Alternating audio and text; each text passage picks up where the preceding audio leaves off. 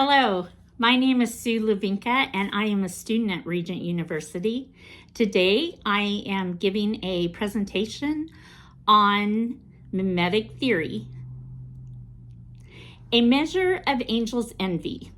In a concise overview of William Shakespeare's Measure for Measure, there is a notable tension between human nature and the enforcement of the law, frequently complicated by mimetic envy, which acts as a driving force throughout the play. René Girard observes, "A play of the darkest desires, a desire no longer tempted by anything but its own apocalyptic self-destruction. This darkest desire takes many forms in Shakespeare. One of the most striking occurs in Measure for Measure, where Angelo's sudden passion for Isabella is prompted by the angelic purity of a young woman's interest only in religious asceticism. He asserts that this desire takes many forms in Shakespeare's works. This exemplifies the mimetic envy central to this play, a powerful force that drives individuals to covet what others have, not for its inherent worth, but for the status and the power it brings, with no regard for moral or social implications. It is a strong aspiration intent on affecting everyone nearby, regardless of the repercussions, ensuring that no one else can have it." Envy number 1. At the beginning of the play, the Duke of Vienna announces his temporary departure and appoints his deputy Angelo to govern in his absence. As a ruler concerned with perception, the Duke confides in Aeschylus his desire to observe his subjects from a distance and better understand their thoughts and feelings about his rule. Though both Aeschylus and the Duke express confidence in Angelo's moral rigor, they remain uncertain whether he can fully embody the Duke's authority. The Duke questions, "What figure of us think you he will bear?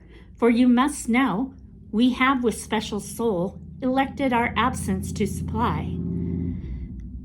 Angelo appears humbled and claims he is not worthy of such responsibility. However, deep down, he believes he is deserving of power. Upon assuming control, Angelo immediately imposes strict moral reforms targeting vice and illicit behavior.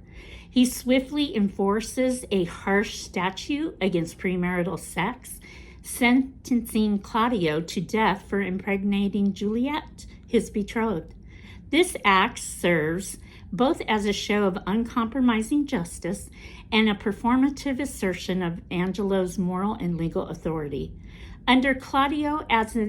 Using Claudio as an example of a cautionary tale to others. Through his strict enforcement of existing laws, Angelo attempts to demonstrate his superior capability to govern compared to the Duke. Within this legal framework, Pompey, along with Mistress Overdone and her associates, is positioned as a scapegoat within this legal framework, pleading for clemency by offering to betray Mrs. Overdone and her Jezebels. Angelo's willingness to comply exposes an element of mimetic envy, a desire not just to follow the law, but to leverage it for personal advantage, mirroring the very ambition he outwardly condemns. Envy number 2. A second instance of envy emerges when Isabella, a compassionate novice nun, discovers her brother's difficult situation. She earnestly approaches Angelo, hoping he will save him. Upon meeting her, Angelo is captivated by her beauty, yet he remains absolute in his decision not to release her brother. Nevertheless, Angelo is struck by Isabella's impassioned plea. "If he, which is the top of judgment, should but judge you as you are, oh, think on that, and mercy will then breathe within your lips, like man new made." Though Angelo does not immediately yield, Isabella's appeal begins to erode his resolve. When she promises divine reward for his mercy, he becomes increasingly conflicted. Alone, Angelo reflects on his burgeoning desire, acknowledging its contradiction. "Thou dost desire her folly for those things. that make her good? O let her brother live. O cunning enemy that to catch a saint with saints doth bait thy hook. Here, Angelo interprets Isabel's virtue not only as a source of temptation, but also as an implicit threat to his self-image and authority. Her chastity becomes paradoxically both the object of his desire and a symbol of moral superiority that he feels compelled to undermine. His envy lies in the tension between his public virtue and private desire, revealing the fragility of his self-righteous facade. Meanwhile, the Duke, posing as a friar, attentively watched the developments in Vienna. He reveals his plans to Friar Thomas, expressing his desire to assist the common people and to see how his deputy Angelo carries out his duties of authority. During his time in disguise, the Duke encounters Juliet, Claudio's betrothed, and learns of Claudio's impending execution. This news inspires him to think of ways to seek mercy for Claudio while still respecting Angelo's authority, believing him to be a fair and just leader. Envy number 3. The situation takes a darker turn with the emergence of Angelo's envy. When the seemingly austere Angelo and the virtuous Isabella encounter each other once more, he makes a shocking proposition. Isabella must surrender her virtue in exchange for her brother's release. Isabella's refusal becomes more than a denial.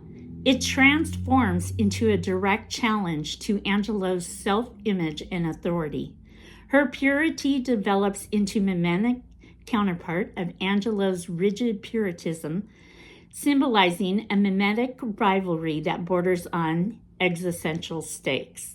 Angelo candidly acknowledges the destructive essence of his desire. According to Gerard, in less than 3 lines, Shakespeare defines the infinite aspiration to evil that mimetic desire becomes at its most extreme. Angelo's own words indicate that there are more significant implications in his passion than a regrettable yet trivial indiscretion in those 3 lines that Gerard is referring to. Having waste ground enough, shall we desire to raise the sanctuary and pitch our evils there? The unwavering nature of this malevolence shows Angelo's determination to succeed, no matter what the outcome may be. His obsession with Isabella can only be fulfilled through their union, even in light of her undeniable innocence. When Isabella threatens to expose him, he cynically questions who would believe her over a man of honor and stature, especially when she appears willing to do anything to save her brother. Envy number 4. Still posing as the friar, the Duke encounters Claudio and inquires whether he believes there is a possibility for Angelo to grant him pardon.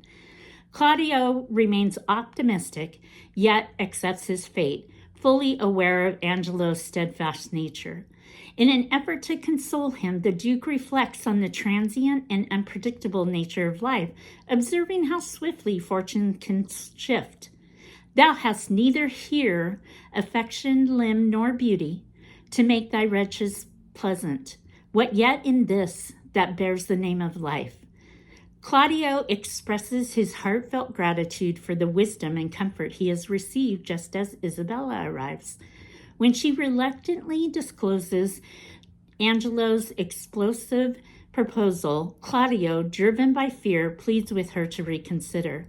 By misrepresenting the implications of Isabella's possible loss of virginity, dignity, and sacred purpose, and her perspective on Angelo's cunning and cruelty, the choice between her own salvation and Claudio's life further ensnares Claudio in the deception of his own wants and desires, oblivious to the fact that this could destroy Isabella in the process. His plea ironically mirrors the very act that condemned him, an appeal that both mimics and distorts the implications of sexual transgression, including the threat of unwanted pregnancy. Overhearing the conversation, the Duke instructs the provost to remove Claudio, seeking a private word with Isabella. Confronted with a seemingly impossible choice between her moral integrity and her brother's life, Isabella listens as the Duke introduces a new possibility. The Duke reveals to her the story of Mariana, who was once betrothed to Angelo. Despite Angelo's betrayal of affection, Mariana still loves him. The Duke proposes that Mariana take Isabella's place in the arranged encounter with Angelo. If successful, this may not only secure Claudio's release, but also restore Mariana's honor and compel Angelo to fulfill his abandoned commitment. As the Duke explains, "We shall advise this wrong maid to stead up your appointment, go in your place. If the encounter acknowledges itself hereafter, it may compel him to her recompense. And here, by this, is your brother saved, your honor untainted, the poor Mariana advantaged, and the corrupt deputy scaled." This moment is a master stroke of mimetic deception. The Duke proposes a staged substitution that resolves the play's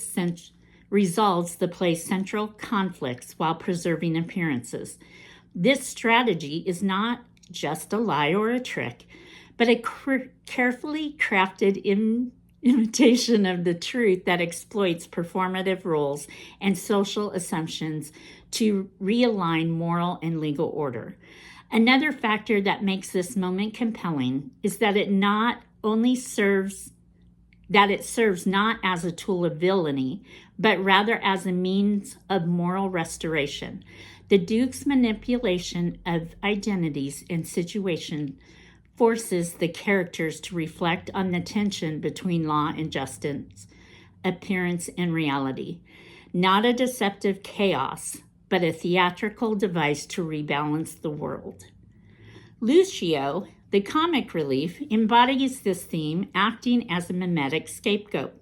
A libertine and frequent patron of Mistress Overdome's brothel, Lucio's character provides levity while simultaneously highlighting the moral contradictions at play. When the Duke, still disguised as a friar, encounters Lucio outside the prison after visiting Claudio, Lucio launches into a series of slanderous accusations against the absent Duke. He praises Angelo's governance, claiming it to be far superior, and maligns the Duke's supposedly leniencies and indulgences. Lucio declares, ere he would have hanged a man for the getting 100 bastards, he would have paid for the nursing 1,000. He had some feeling of the sport. He knew the service, and that instructed him to mercy. These defamatory remarks infuriated the Duke, stirring both anger and envy as he listened in silence. Though enraged, he remained composed, biding his time until he can reassert his authority and dispense justice. Later, once reinstated, the Duke will exact a form of poetic retribution by forcing Lucio to marry the very prostitute he once frequented, an act that underscores Shakespeare's ironic treatment of justice and punishment. When Isabella meets with Mariana and reveals the Duke's plan to deceive Angelo, upon his arrival, the Duke affirms this course of action, assuring Mariana that Angelo, once betrothed to her, will be compelled to fulfill his broken promise. The deception, while ethically complex, aims to right multiple wrongs: Mariana's betrayal, Isabella's moral dilemma, and Claudio's unjust sentence. The Duke asserts that justice will ultimately be served for both women, and in this assurance, they find comfort and hope. Envy number 5. Following his discussion with Isabella and Mariana and their agreement to proceed with the plan, the Duke returns to the prison. After arranging for a letter to be sent to Angelo that confirms Isabella's compliance, he prepares to oversee the next stage of his complex scheme, one that will unveil not only Angelo's hypocrisy, but also the delicate foundations of power, justice, and desire in Vienna. The provost with the Duke awaits news of Claudio's pardon, but it does not arrive. Instead, Angelo sends a directive stating, "Whatsoever you hear to the contrary, let Claudio be executed by 4 o'clock, and in the afternoon, Barnardine. For my better satisfaction, let me have Claudio's head sent me by 5. Let this be duly performed." Astounded at Angelo's insistence to carry out Claudio's sentence, the Duke asked the provost to postpone the execution of Claudio for 4 days and instead deliver the head of Bernardine to Angelo.